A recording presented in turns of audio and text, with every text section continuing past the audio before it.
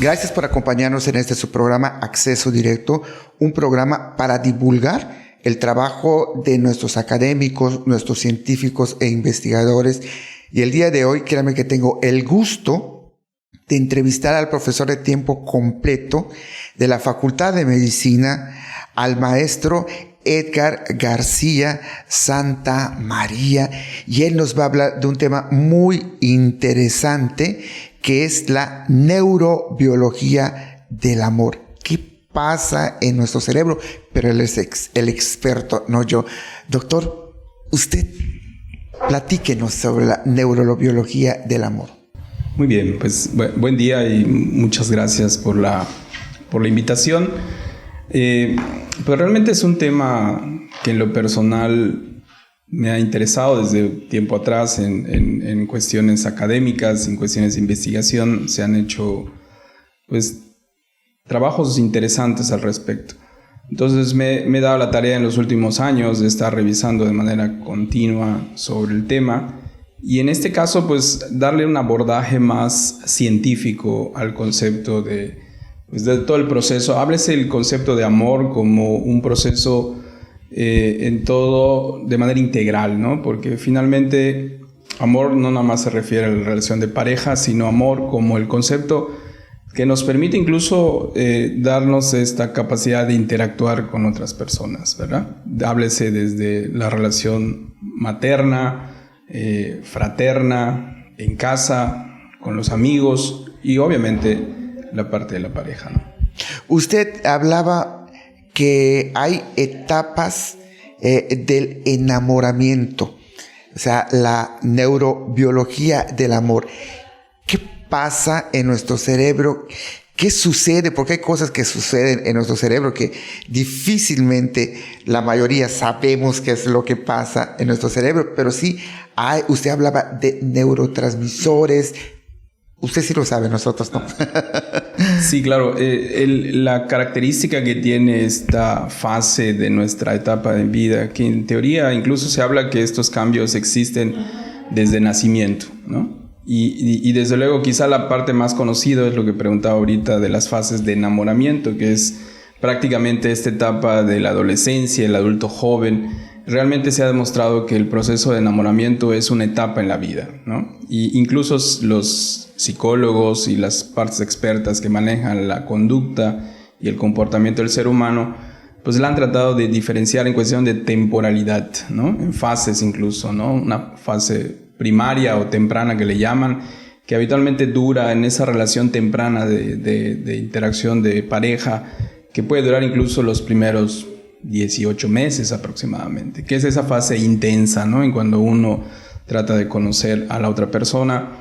Allá incluso se ha visto que los cambios neurobiológicos o neurofisiológicos van en relación a cambios en la neuroquímica del sistema nervioso.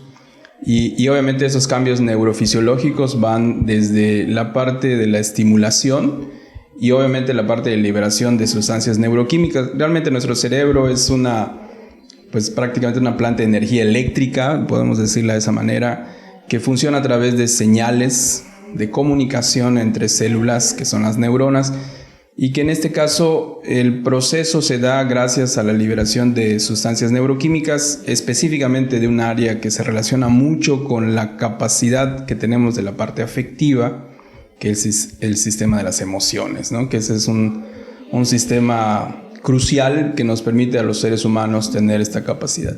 Realmente el sistema de las emociones es el famoso sistema límbico y se llama así porque incluso está en el limbo entre la parte profunda y la parte más nueva, digamos, del sistema nervioso.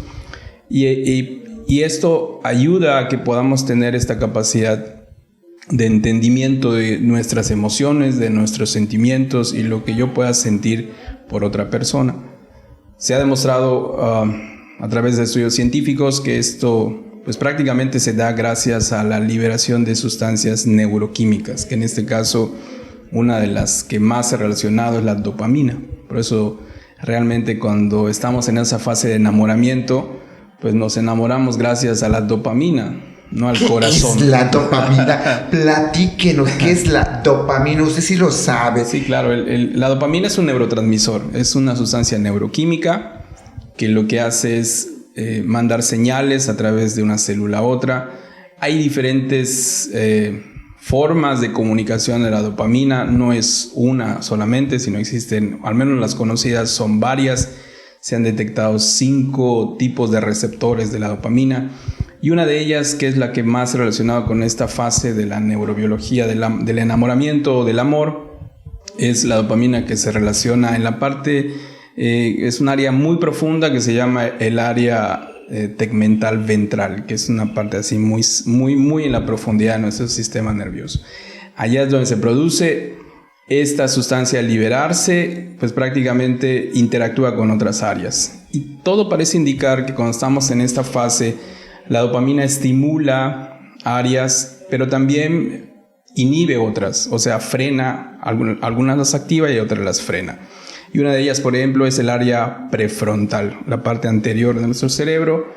Todo parece indicar que cuando estamos en esa etapa de enamoramiento temprano, se libera dopamina. Esto frena o inhibe a la zona prefrontal, y eso explicaría mucho de las conductas o el comportamiento que tenemos los seres humanos en esa etapa, ¿no? Que es casi la etapa de, como dicen, ¿no? El amor es ciego. O sea, nos volvemos a veces un poquito irracionales, ilógicos en nuestra conducta, incluso en nuestro comportamiento. Hacemos cosas que dices, esto no es normal, ¿no? Los celos, bueno. Obviamente hay otros componentes, desde luego, pero realmente la conducta que tenemos en esa fase de enamoramiento es básicamente, al parecer, por esto, ¿no? Digamos, la parte prefrontal se encarga de darnos como la razón lógica a muchas conductas que tenemos. Si tú inhibes esta parte del cerebro, pues tu comportamiento y tu conducta empieza a ser un poco ilógica, ¿verdad? A veces incluso irracional, ¿verdad? En el sentido de que empiezas a tener una serie de cambios conductuales, y el circuito se centra después de este, digamos, se llama circuito porque es como un círculo, en la parte del hipotálamo, que es la parte profunda que se interactúa con la zona. Nos vamos a un corte comercial y regresamos.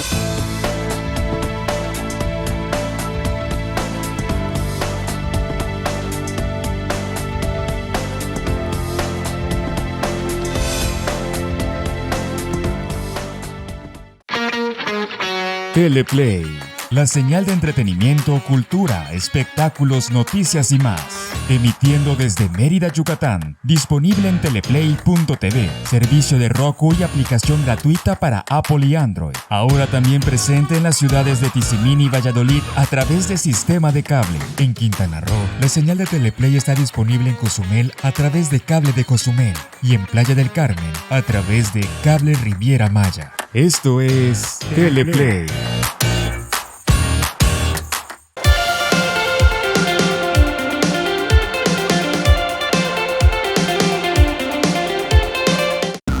Noticias Teleplay. Mantente informado de los sucesos más relevantes de la península de Yucatán de lunes a viernes a las 2:30 p.m. y repetición 6:30 p.m. a través de nuestra app y redes sociales. Solo por Teleplay.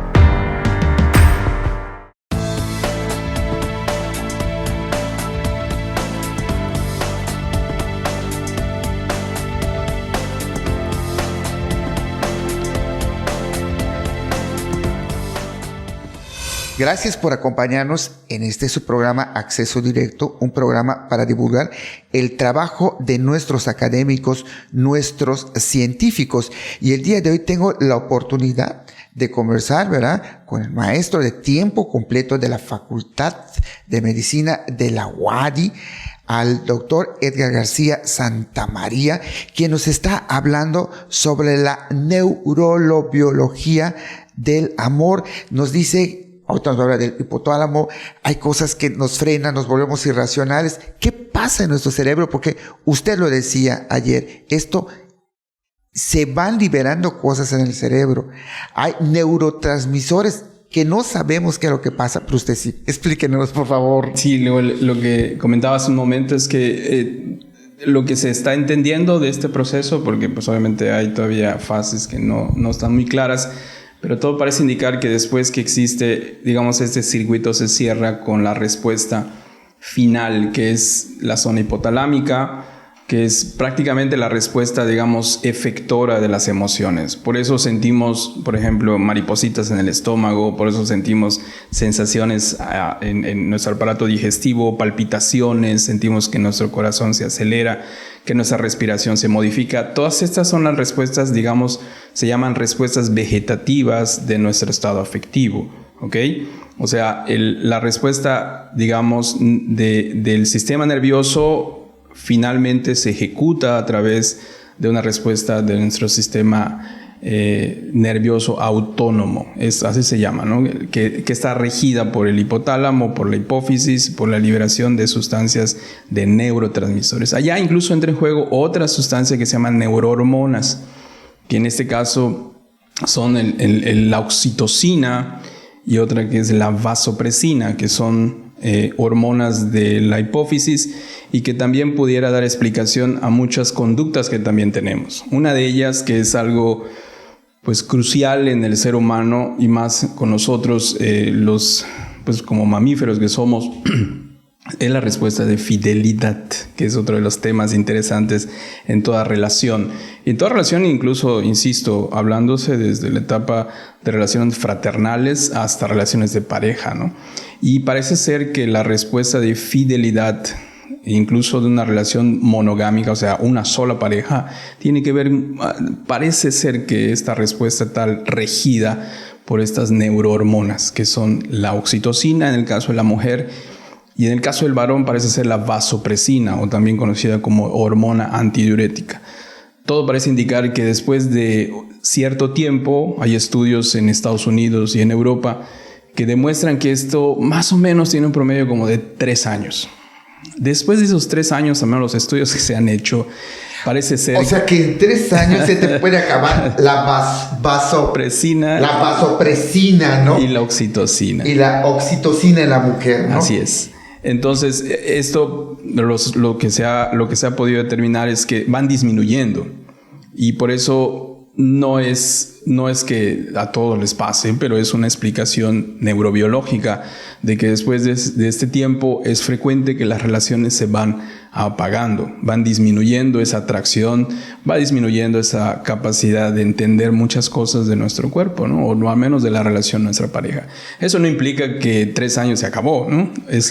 Allá entra en juego, por eso les comentaba en la charla anterior, que el fenómeno se da de manera integral, no solo lo biológico, allá implica las cuestiones socioculturales y de nuestro entorno. Desde luego allá obviamente hay una fase, por eso en esa etapa de enamoramiento hay una que se llama del apego, que es, digamos, la parte más tardía.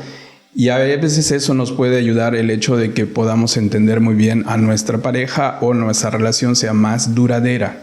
Allá entra en juego muchas otras cosas, no es necesariamente o exclusivamente esas 2 neurohormonas, pero sí se ha demostrado, insisto, que la disminución de estas 2 parece ser que pueda generar que la respuesta de relación se vaya apagando.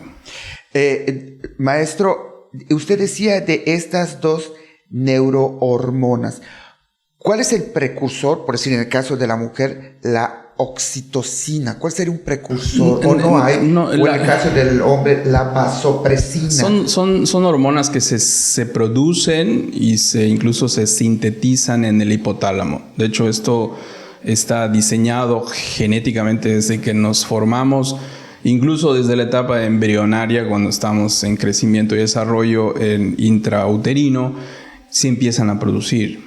Y conforme vamos creciendo se siguen produciendo y prácticamente se almacenan en la parte posterior de la hipófisis. La hipófisis es una glándula, una estructura, de nuestro sistema neurohipofisiario muy pequeñita.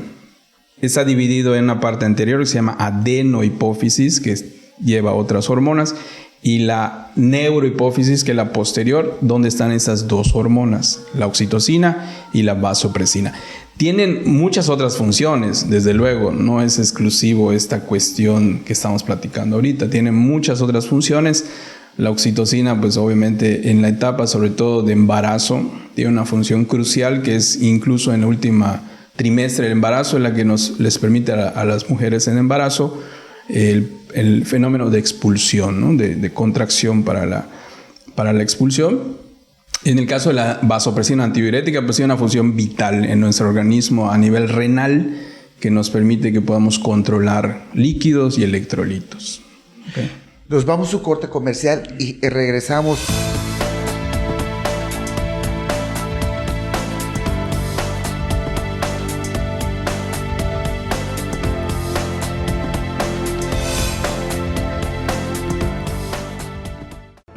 Las noticias más importantes de nuestra entidad con información actualizada y veraz. Solo las encontrarás con Freddy Heredia en Yucatán es Noticia. Por Teleplay. Viejos amigos en una nueva señal.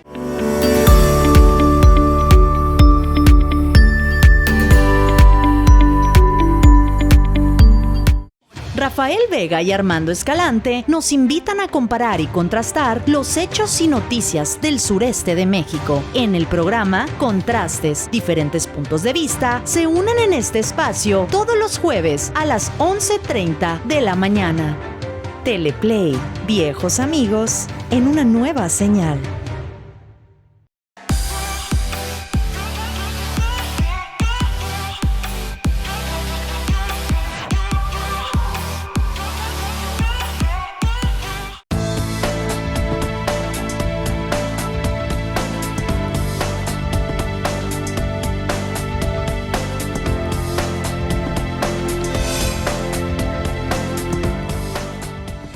Neurobiología del amor. Y para eso estamos aprendiendo, y créanme que vamos a aprender un montón. Estamos platicando con el profesor de la Facultad de Medicina, Edgar García Santamaría. Estaba platicando usted, maestro, sobre algunos fenómenos que se dan en esta parte del enamoramiento. Sí, realmente, como decía hace un momento, el fenómeno se da, o al menos la sustancia neuroquímica que más implicado aquí es la dopamina, pero no es la única. Ya dijimos algunas otras neurohormonas como la oxitocina, la vasopresina, pero también intervienen otras sustancias neuroquímicas, ¿no? Entre ellas, por ejemplo, la serotonina, que es una sustancia neurotransmisora. Es una de las sustancias que participan también en este proceso, y todo parece indicar que incluso es uno de los neurotransmisores más estudiados en los trastornos mentales. Hoy por hoy, háblese de ansiedad, depresión y otros trastornos de índole afectivo, el neurotransmisor que más se ha relacionado curiosamente es la serotonina. Entonces, también participa en este proceso de la neurobiología del amor o del enamoramiento, porque todo parece indicar incluso que la disminución de esta sustancia neurotransmisora en el sistema nervioso pudiese o explica gran parte de los trastornos que pueden ocurrir. Es frecuente ver que cuando esta sustancia disminuye en el sistema nervioso central, frecuentemente vemos cambios en la parte emocional que puede ser al índole más patológico, como mucha ansiedad, incluso llevarlo a una etapa de depresión, que la es serotonina, la falta, la disminución de la serotonina. Esto puede explicar gran parte de que las relaciones que no necesariamente sean patológicas, porque desde luego si una relación de pareja o una relación fraternal es patológica, pues es lógico que pueda haber cambios, sino a veces uno de los dos, que habitualmente se puede ver tanto en la mujer como en el varón, puede existir estos cambios de disminución de serotonina. Y a veces, pues obviamente no lo sabe el paciente, ni lo puede percibir la persona, pero es frecuente que esto, cuando exista, por ejemplo, una ruptura de la relación, es frecuente que entre en una fase de ansiedad severa o incluso de depresión. Y desgraciadamente en jóvenes, pues lo que comentábamos también es que el tema del suicidio es todo un tema, ¿no? Es un apartado importantísimo, pero curiosamente, o desgraciadamente, mejor decir, que los trastornos afectivos, sobre todo si ya es parte del problema de la persona, insisto, tanto en mujer como en el varón, Imagínense una ruptura de esta relación, pues es como que el detonante o la gota que derramó el vaso, y eso puede provocar que el joven, la joven o el joven, pues terminen incluso con su vida, ¿no? Y creo que hemos escuchado en las noticias y en muchos medios como además a veces leemos en los periódicos, se suicidó tal persona de adulto joven posterior a una ruptura o posterior a una discusión con su pareja, ¿ok? Insisto, esto está bien relacionado con la serotonina. Es uno de ¿Cómo fomentarla? Es una pregunta interesante. La verdad es que si supiéramos, curiosamente creo yo que hubiera una fórmula exacta. No hay una manera más que siempre la prevención, desde luego. La prevención, ¿en qué aspecto? De que si detectamos que la persona tiene cambios en su estado afectivo que involucren su conducta, desde luego, pues siempre buscar ayuda, ¿no? Siempre hay líneas telefónicas gratuitas del gobierno, de la Secretaría de Salud. Nosotros aquí en la facultad también tenemos apoyo a nuestros propios estudiantes, que incluso este departamento es el departamento que apoya mucho a nuestros estudiantes, pues de prevenirlo para evitar que lleguen a etapas muy desagradables, que eso es lo que más vemos. Doctor, usted decía, ¿verdad?, que las mujeres tienen de 15 a 20% más receptores sensitivos. ¿Qué es esto? Esto es algo que luego se menciona mucho en relación a la pareja, ¿no? En el aspecto de que siempre dicen es que la mujer es diferente al varón. Y sí, la verdad es que desde el punto de vista neuroanatómico y neurofisiológico somos muy diferentes. La mujer definitivamente tiene sus sentidos mucho mejor desarrollados que los varones. Eso sí está bien demostrado, de tal forma que son capaces de percibir más su entorno, o sea, su capacidad visual o auditiva, sensorial, es hasta 1/3 más que nosotros los varones. De tal forma que ellas pueden ser mucho mejor en la recepción de los estímulos externos y obviamente son más capaces de percibir muchas cosas que a veces a nosotros nos cuesta trabajo. Usted decía que las mujeres perciben mejor ondas lumínicas con mayor rango. ¿Qué es esto? Es en relación a la visión. O sea, por ejemplo, hay siempre gráficas muy bien demostradas en estudios donde nosotros a veces solo vemos un color primario como el rojo o el amarillo y a veces la mujer te dice, no, pues que no es rojo, es carmín o es un color fucsia o es un color diferente, porque nos cuesta a nosotros más trabajo detectar esas ondas lumínicas y a la mujer lo percibe con mucho más facilidad. Y también decía que la mujer escucha mejor. Así es, las diferentes tonalidades, o sea, los estímulos a través del aparato auditivo, en la mujer lo percibe más. En conjunto los sentidos, el hecho de que lo perciba mucho mejor, pues obviamente esto es muy clásico, el término coloquial de decir es que la mujer tiene un sexto sentido, ¿verdad? Sí. Siempre decimos, la verdad es que más que un sexto sentido, tienen mucho mejor desarrollados los sentidos. Y esto permite que las mujeres, lo perciban con mucho más facilidad que el varón. A nosotros nos cuesta más trabajo. Y obviamente esto, pues hay una gran diferencia. Hasta el sentido del gusto. Claro, desde luego. El gusto, el olfato incluso, que está muy vinculado con el sentido de las emociones, todavía más, ¿no?